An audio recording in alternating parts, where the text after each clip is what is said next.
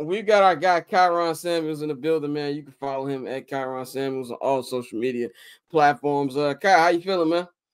Doing good, man. Happy to be back for another episode, and we got some cool stuff to talk about this one because this one kind of been bubbling up to this point of the season, and it's kind of cool to see it play out. So I'm excited to get into some of these topics.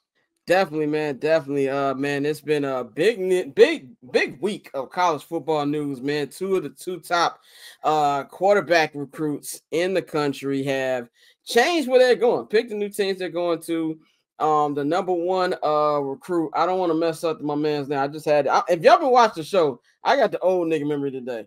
Bryce Underwood. Yeah, Bryce Underwood. Yeah, I was about to call this nigga the other Underwood. But anyway, Bryce Underwood has left LSU, is going to be going to Michigan. We just found out too that Tom Brady had a lot to do with that. To get him over to his alma mater. And of course, the big news this week, Julian Juju Lewis, number 2 quarterback in the nation, is going to be going to Colorado to join Coach Prime and the boys over there, man. They're having a great record right now. They are, got 3 more games left. Then we play in Kansas tomorrow at Arrowhead Stadium. They got a chance to play in, in the Big 12 championship game and be able to do what nobody thought they could do this year. And with all that happened, you also got the rumors of could Coach Prime be going to Dallas? You had that rumor come up too. Kyle, what you think about these 2 quarterbacks, going from where they're originally supposed to go to these new teams? I saw a lot of LSU fans were very, very mad about Underwood's decision. Obviously, we know why, NIL stuff like that. And, put that together. Do you think that with Juju Lewis being here, they did the full rollout? They filmed like a commercial with Shador, giving him the keys to the organization, had a full rollout. Do you think this means that Deion is 100% staying? You can never say 100% in this business, but what I will say is I think it gives a clear indication where his heart is, right? It's not just Juju. If you look at it, I know that everybody's not deep into college recruiting and everything, but Card Smith, he was a 4-star tackle. He's from Alabama, down here where I'm from, and he was committed to USC. Well, he just decommitted from USC, and he's projected to go to Colorado. It's been in the works for some time, apparently. And when Juju made his decision, it was just the first domino. This is only starting. And I think the key thing for people to realize is that this is high school recruiting. It was the one thing that they said Prime couldn't do. Of course, he had Shador and he had Travis, but Travis was a big deal, but it was a one-off, right? You hadn't seen a ton of talent following Prime from the high school level. Well, you land on some recruits with Draylon Miller and some of the kids that they hit last year. You even got a freshman walk-on, Cash Cleveland, starting at center for those guys right now. So that's a big thing. And then you look for this class, and they already have a ton of guys committed, and they get a guy like Julian Lewis to take over at quarterback, projected to have Card Smith come. And this is before they even hit the transfer portal where they really do their damage. And it's even looking more attractive now after you have 2 years and you have some proof of concept. You have a potential college football playoff berth.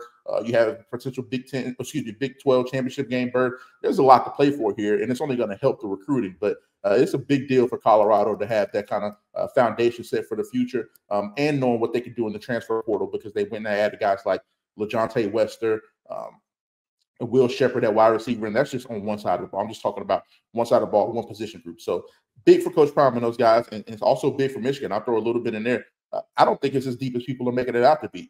LSU's look like shit the last 3 weeks. You look really bad against Alabama. You get blown out in front of Bryce Underwood and 300 other recruits, and you follow that up and you get beat by Florida. And you didn't just get beat by them. You got your ass whooped. You got dominated. So the trajectory of that team is going this way. And there's $10 million, and it's way more than $10 million, but there's millions and millions of dollars from the hometown team. You got Tom Brady blowing you up every week. It seems like a pretty simple end game to me. I mean, they went all in on the hometown kid. The team he was committed to looks like shit lately. It's just, listen, sometimes X's and O's just get you what you want at the end of the day, and that's just pretty much simple there. It's just recruiting. It's the way it's always been. If LSU were undefeated, I guarantee he wouldn't flip at this point. That's a good point too. I know that my brother who's a diehard Ohio State fan, like Orlando said in the chat, he definitely collapsed when he found out that news about Michigan getting him, man. I think too, what I love about everything that's been happening with Colorado is we've been talking about this all season. Is like all the hate that's been across Deion, and oh well, they can't do this, they can't do that, and they're continuing to do that, playing big on the stage and having an opportunity to not only be in the championship game, but to get actually into the college football playoff, which I don't think anybody, as high as I was on Colorado, I didn't have them even having a chance to be in that. What would you think that, if you're prime, and like you said, money talks. You got Mike Irvin, he said on Fox this week, he heard from a very reliable source that if Dallas comes knocking, he'll probably listen. Do you think that Deion is somebody who, just looking for the next opportunity, or he really wants to build something in Boulder? I think he wants to build something in Boulder. I think that what people are failing to realize, right, is Prime is as rich as you can hope to be as a human, right? I don't think money is what entices him as much as other people would seem to presume. He'll never, and I'm talking about anywhere else. There's not another Power 4 team in the country. There's definitely not another NFL team in the country where he will have as much control and say so, and ability to implement plans and ability to move freely like he will at Colorado. Simply not even at Jackson State did he have this level of freedom. Jackson State is a different dynamic with the HBCUs and that type of politics and being able to move in that area and you having to play certain types of parts of the field. He don't have to worry about that in Colorado. So I'm telling you, it's a different level of freedom that I don't think people are realizing. I do think what would throw a monkey wrench into that is if he were able to get Shedeur to the Cowboys. That would throw a monkey wrench in it. If you had an opportunity to coach your son on the next level, that's different. I think people are saying this Cowboy stuff. I think that's 100% contingent on if they're able to land a Shedeur. But they just signed that to a deal. I mean, I don't see that happening, so I don't see him leaving and going. But it sounded like Courtney had her hand raised. She had something to say. I want to not take too long and let her get a point out. No. I don't think that it's that serious. I really don't originally didn't have much to say. I had nothing to say. Okay. I just want to issue a formal apology to that program. But in my defense, I say that Big 10 or Big 12 preseason poll was the most incorrect poll in the history of preseason polls. Arizona State was supposed to lose or win I think like 3 games we were projected. And now, we're in a situation where we're going to, and I say we, because I went to Arizona State, forks up, baby. But, now we're in a situation where we kind of control our own destiny. If we beat BYU tomorrow, that Big 12 championship game conversation gets a little bit interesting. I would like to see it for one, since it's right down the road at Jerry World. But I got to issue a formal apology to Coach Prime and to Colorado. I was not familiar with your game. I said that, man, they got to win 8 to 9 games. I was basically laughed off this show. And I don't think a lot of people, Scott, genuinely had them having. They didn't. I just like to circle back to me being possibly right. That has nothing to do with it's just all me being possibly right. The rest of the Big 12 would be as bad as they have been. And that's maybe ignorance on my part, as being kind of a new member in this conference. But man, it's been pretty bad. Like a lot of teams, like Utah, for example, just starting Oklahoma great. State is probably the biggest one. Arizona started great. Yeah, and also too, what I loved about the Juju announcement was it had been rumored for a couple of days. Him going on Pat McAfee and having that big platform. McAfee is one of the biggest outlets out there, especially for football. For them to go out there, and it was funny. And McAfee was talking about, you got any endorsements coming through. He's like, man, I already got the DoorDash. Like, these kids, there's a gift and a curse too. I know some coaches don't like how there's such an entrepreneurial mind to it, but I love it for the simple fact that these schools and these programs are gonna make all this money off you, and actually are still gonna make more. Go ahead and control your destiny as much as possible. And I love to see that. And a lot of people was also saying the next critique of Deion, well, you don't have his sons anymore. What's he going to do when Shedeur goes off? This is the perfect way to segue into that. And as far as linking Shedeur and Deion, I don't think that's a possibility because Shedeur is too good. He's not going to drop down to the Raiders. Yeah. I don't get past the Giants. We're going to talk about it later in the show, but Daniel Jones is gone. They are embracing the full tank. I don't see him going past 3 if he's there. But also, you got to know, Deion is definitely going to have a hand in where his kids go. And also the Dak thing. Dak just got paid. And on top of that, Dak has a full no-trade clause. You know what I'm saying? So that makes things a little different for me if I'm if I'm a Cowboy fan thinking can we get Deion. And do you think that Deion's game or coaching style even translate to the pros? Because Deion's even said himself he doesn't know if it could. First of all, before I get into that, I'm glad you brought that up about Juju having his ducks in a row, right? Going to a Pat McAfee platform to announce his stuff, saying he had the DoorDash deal.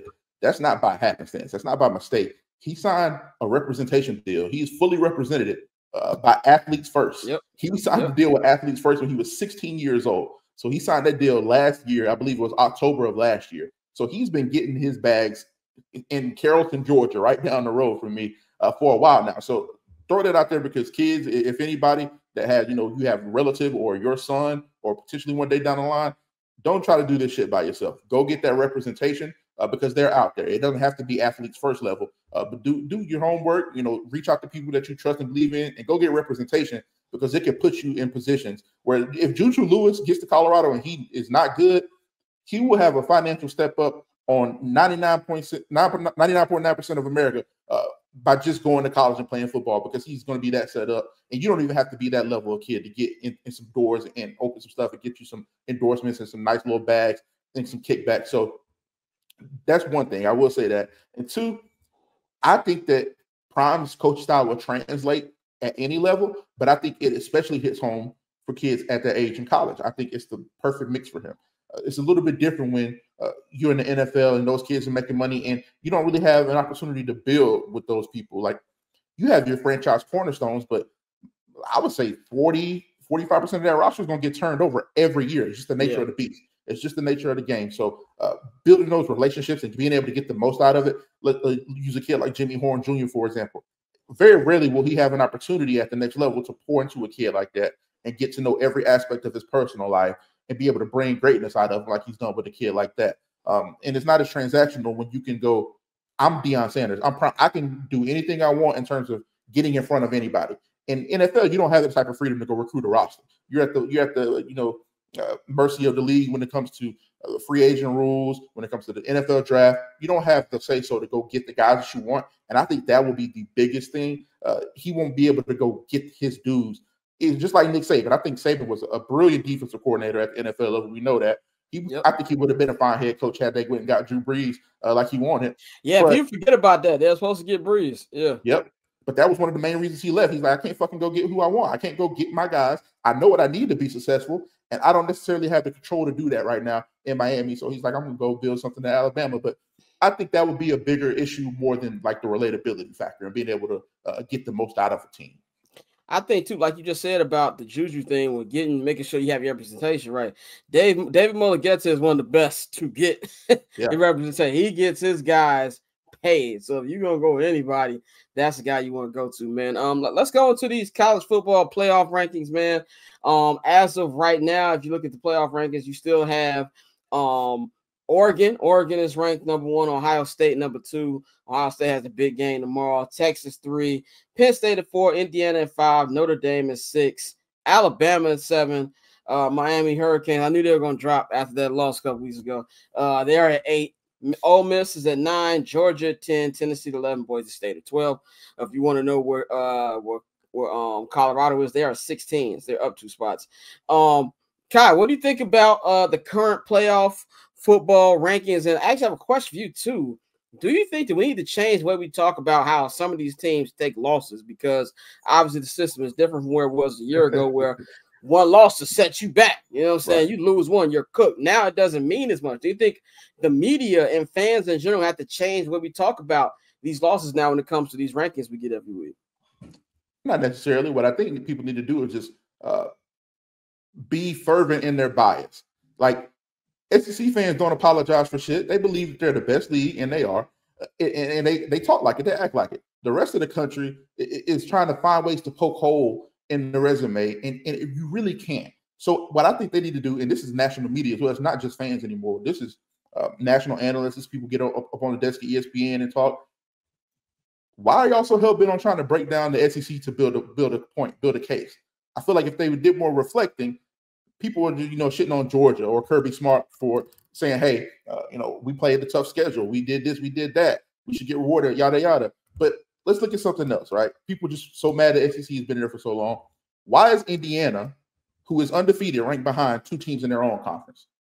You got Oregon number 1, Ohio State number 2, Penn State is ahead of them at number 4. Penn State and Ohio State have losses. Indiana's undefeated. If all the games have to matter, if wins and losses matter, why is Indiana still right behind both of those 2 teams in their own conference? Why aren't people upset about that? Yeah. It's bullshit. They just tired of it. And just say you tired of SEC, because I can understand that. They've been kicking ass for the last 25 years and years before that. It makes way more sense to just say that. But a team like Army's undefeated. They have some decent wins on their resume. If all the games matter, if all the games count, why is Army ranked number 19 and they're undefeated? If we're going to be consistent, right, with that, you can't say it's because of the G5 thing, because Boise State lost to Oregon, which is the only top quality team on their resume. They have a UNLV team that's squeaked in at 24, but that team's not even going to make the Mountain West Conference championship game. So if the Boise can be ranked high, why can't Army be ranked high? It's just a lot of inconsistencies with the way they treat the playoff in terms of the SEC.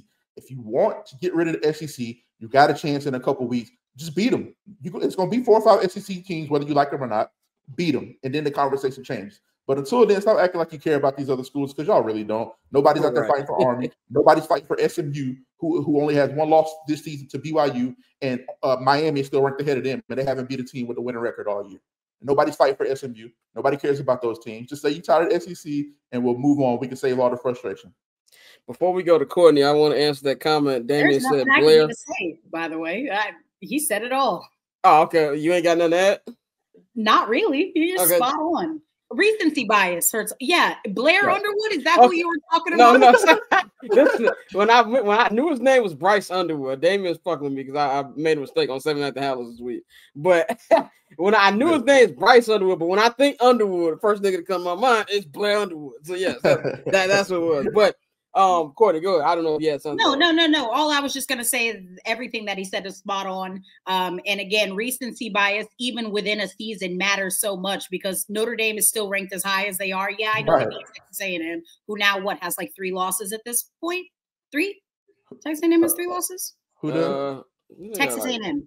Texas A&M has 2, and they still have to play Texas. Oh yeah, they still have to play Texas. So but again, we're forgetting that Notre Dame literally lost to Northern Illinois in South Bend.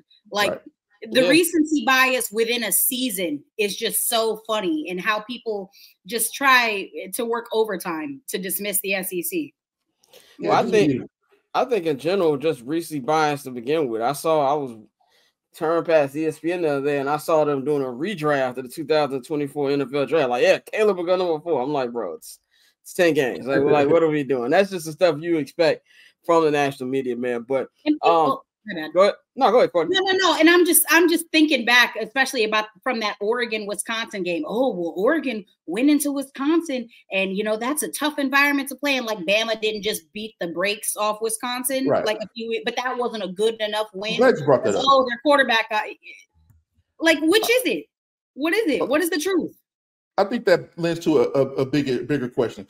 I'm glad that Orlando Ortiz said that Bama lost to Vandy. Bama did lose to Vandy.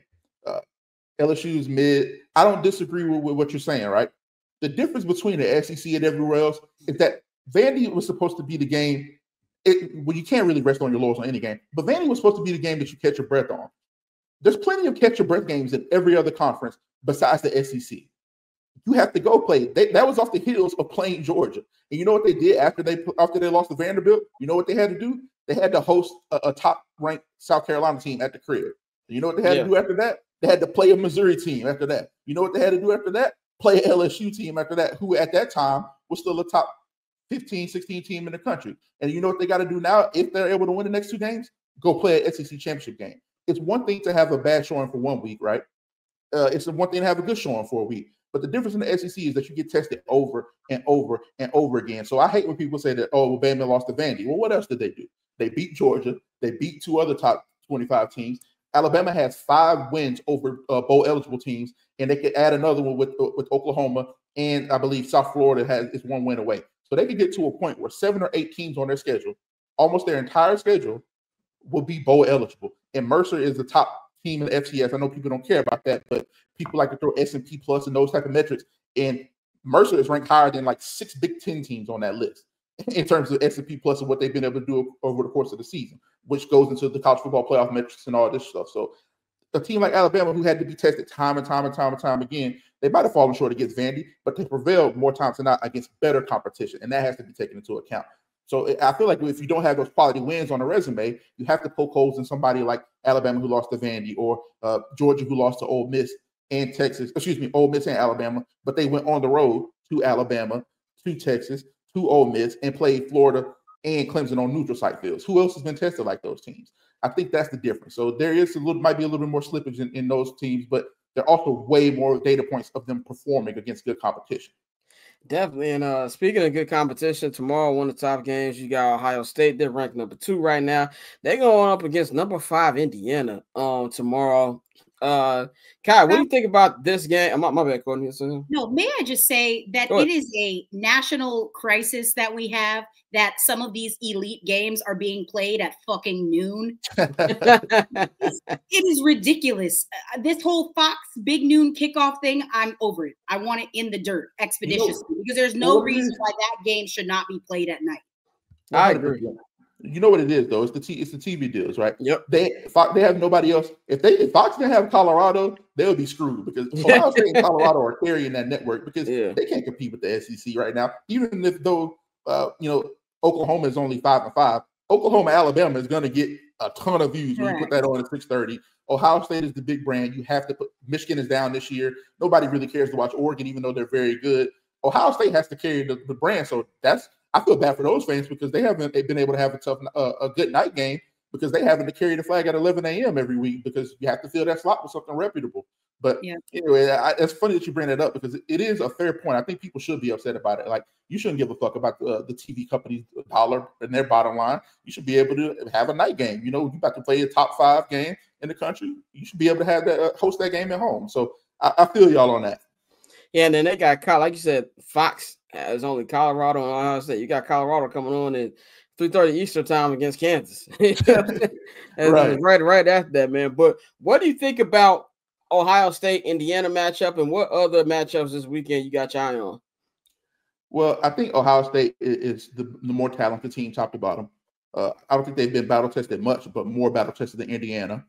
So I'm going to go with Ohio State, just going off of that factor. But Indiana is not to be taken lightly. They are undefeated for a reason. I know they haven't had the most difficult schedule, but it's still hard to do.